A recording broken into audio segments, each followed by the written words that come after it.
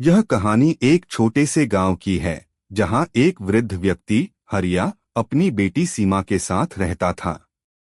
हरिया ईमानदार और मेहनती था, लेकिन समय की मार और उम्र ने उसे कमजोर बना दिया था। उसकी बेटी सीमा बहुत सुंदर, समझदार और परिश्रमी थी। गांव के लोग उसकी तारीफ करते नहीं थकते थे। एक दिन गांव में एक अमीर व्यापारी आया और उसने गांव के सभी किसानों से मिलने का प्रस्ताव रखा। व्यापारी ने कहा, मैं आप लोगों से सोने की कीमत पर आपकी जमीन खरीदने को तैयार हूं। इसके बदले में आपको शहर में नौकरी और एक नया घर मिलेगा।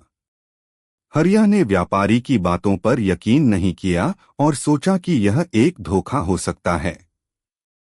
उसने अपनी जमीन बेचने से इनकार कर दिया, लेकिन सीमा ने अपने पिता को समझाने की कोशिश की कि यह एक अच्छा मौका हो सकता है।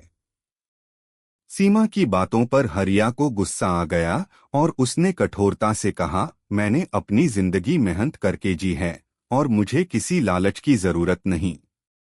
व्यापारी का प्रस्ताव अच्छा दिख रहा है, लेकिन मैं अपनी जमीन कभी नहीं बेचूंगा। कुछ दिनों बाद व्यापारी ने कई किसानों से उनकी जमीन खरीद ली और गांव छोड़ दिया। वह लोग अपने नए जीवन की उम्मीद में शहर चले गए।